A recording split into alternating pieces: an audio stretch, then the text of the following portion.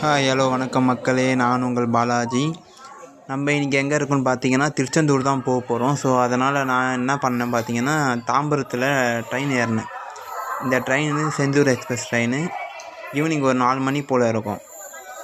கரெக்டாக ஒரு 4-4:30 மணிக்கு தான் வந்தது. சரி, அது வரைக்கும் வெயிட் பண்ணி செம்ம கூட்டம் நாங்கள் போன டைமில் வந்து. அதனால் கொஞ்சமே வெயிட் பண்ணி செக் பண்ணிவிட்டு பேக்கெல்லாம் எடுத்து வச்சுட்டு ரெடியாக அப்புறம் கிளம்பிட்டோம். ட்ரெயின் ஆன் த வேல வந்துட்டுருக்கு. சரி, அதான் நீங்கள் பார்த்துட்டீங்க. இப்போ அந்த ட்ரெயின் தான், இந்த ட்ரெயின் தான் அது நாங்கள் போகிறது. ஆக்சுவலாக நாங்கள் ஸ்லீப்பர் தான் புக் பண்ணிகிட்டு இருந்தோம். ட்ரெயின் டிக்கெட் பார்த்தீங்கன்னா 450 வந்தது. நாங்கள் 1 மந்த்துக்கு முன்னாடி 1.5 மந்த்துக்கு முன்னாடியே வந்து ட்ரெயின் டிக்கெட் புக் பண்ணிட்டோம். மொத்தம் நாங்கள் வந்து 3 மெம்பர்ஸ் கிட்டே போனோம். 3 பேர் போனோம். 3 பேருக்கு டோட்டலாக டிக்கெட் சார்ஜஸ் மட்டுமே எவ்வளோ வந்து பார்த்தீங்கன்னா 2000 கிட்ட வந்தது திருச்செந்தூருக்கு மட்டும் கிட்டத்தட்ட.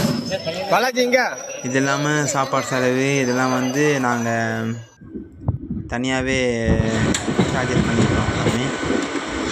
இது வந்து நாங்கள் போகிற லோக்கல் ட்ரெயின் ஒன்று அங்கேருந்து கனெக்ட் பண்ணி போனோம் கொஞ்சம் தூரத்துக்கு. அதுக்கு முன்னாடி எடுத்தது இந்த வீடியோ. நாங்கள் செங்கல்பட்டு போயிட்டு அங்கேருந்து ஒரு ட்ரெயின் மாறணும். கிட்ட பார்த்தீங்கன்னா இது வந்து திருச்செந்தூருங்க. திருச்செந்தூர் காலைல சூரிய வெளிச்சத்தில் எடுத்தது இந்த வீடியோ.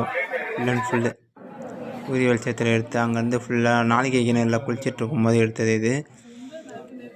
ஃபஸ்ட்டு எடுத்த உடனே நாங்கள் நாளிகை கிணறில் குளிக்க போயிட்டோம். குளிச்சுட்டு அப்புறமா தான் நாங்கள் கடல்லையே குளிக்க போனோம். ஏன்னா நாளிகை கிணறில் வந்து ஒரு 20 ரூபா வாங்கலாம் ஒரு ஆளுக்கு. நீங்கள் 20 ரூபா கொடுத்தீங்கன்னா எக்ஸ்ட்ரா ஒரு 2 சொம்பு தண்ணி ஊற்றுவாங்க. பெருசாக ஒன்றும் டிஃப்ரெண்ட் இருக்காது. அப்புறம் கடலில் குளிச்சுட்டு அப்புறம் சாமியை பார்க்க போயிட்டோம். துணிலாம் மாற்றின்னு சேஞ்ச் பண்ணிவிட்டு சாமியை பார்க்க போயிட்டோம். ஆக்சுவலாக சூப்பராக இருந்ததுங்க கடலுடைய அந்த வியூ. மார்னிங் நாங்கள் போகும்போது ஒரு 6:37 போல் இருக்கோங்க. நாங்கள் மார்னிங் போகும்போது வேறு லெவலில் இருந்தது. நீங்களும் போய் ட்ரை பண்ணி பாருங்கள் கன்ஃபார்மாக. திருச்செந்தூர் வந்து ஒவ்வொரு இந்து மக்களும் போக வேண்டிய முக்கியமான ஒரு கோயில். ஏன்னா அவ்வளோ சூப்பராக இனிமையாக ஃபென்டாஸ்டிக்காக இருக்கும். நீங்கள் உள்ளே போனீங்கனாலே உங்களுக்கு அப்படியே அந்த வைப்ரேஷன் வந்து உங்களை அப்படியே அள்ளி தூக்குங்க. அப்படி ஒரு உங்களுக்கு வைப்ரேஷன் இருக்கும்.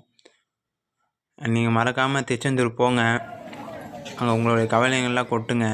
கன்ஃபார்மாக முருகர் உங்களை வந்து அருள் பாலிப்பார். நீங்கள் மனசார வேண்டினீங்கன்னா கன்ஃபார்மாக அருள் பாலிப்பார்.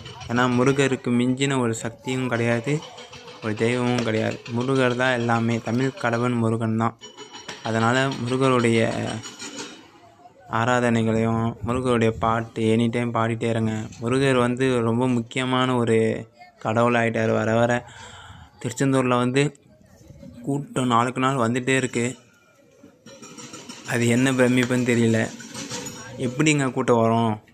திருவண்ணாமலை வரதை விட அதிகமாகவே கூட்டம் வருது திருச்செந்தூருக்கு சொல்லப்போனால் பார்த்தீங்கன்னா.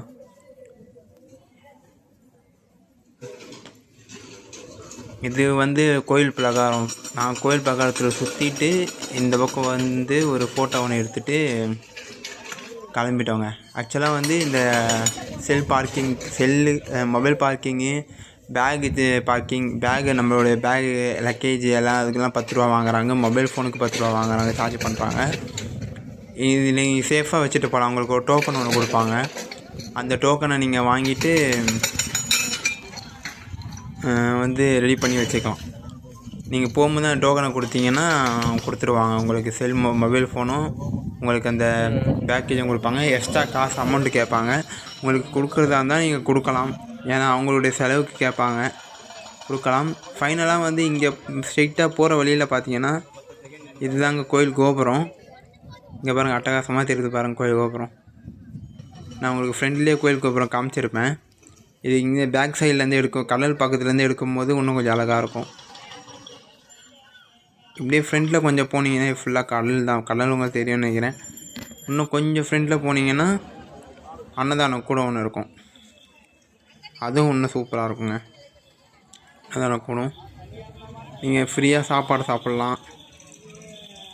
24 hours எனக்கு தெரிஞ்சு சாப்பாடு போடுறாங்கன்னு சொல்லிட்டு நியூஸ் அங்கே பரவிட்டுருக்கு. அது எப்படின்னு தெரியல. பட் பகலில் நீங்கள் போனீங்கன்னா உங்களுக்கு சொல்ல சாப்பாடு எனி டைம் ரெடியாக இருக்கும். ஒரு நாளைக்கு கிட்டத்தட்ட ஒரு 3000-4000 பேர்கிட்ட வந்து சாப்பிட்டு போகிறாங்கன்னு சராசரியாக சொல்கிறாங்க. இதுதான் அங்கே லக்கேஜ். அந்த லக்கேஜ் பேக்கேஜ்லாம் அங்கே தான் போடுறாங்க. நீங்கள் போய் லக்கேஜ் போட்டு ஒரு 10 ரூபா பே பண்ணிட்டு லக்கேஜ் போடனாலும் போட்டுக்கலாம். அப்படியே கீழே போகிற வழியில் அன்னதானம் இந்த பக்கம் ரைட் சைடில் இருக்கும். அன்னதானம் இந்த பக்கம் இந்த கம்பிலாம் போட்டு வச்சுருக்காங்க பாருங்க. இந்த பக்கம் அன்னதானம் இருக்குது. நீங்களும் அங்கே போய் அன்னதானம் போய் சாப்பிட்டு கடவுளை வணங்கிட்டு முருகரை போய் பார்த்து உங்கள் கோரிக்கைகளை வைங்க. உங்கள் மனதார உங்கள் கோரிக்கைகளை வைங்க. அவர் பார்த்துப்பார் எல்லாத்தையும். கவலையை விடுங்க. ஓகே ஃப்ரெண்ட்ஸ், நீங்களும் திருச்செந்தூர் போகணுன்னு ஆசைப்பட்டீங்கன்னா ட்ரெயினில் புக் பண்ணி போங்க. ஏன்னா ட்ரெயினோட அனுபவம் வந்து வேறு லெவலில் இருக்குது. பஸ்ஸில் போகிறது எனக்கு தெரிஞ்சு அந்தளவுக்கு அனுபவம் தெரியல. Okay, bye friends.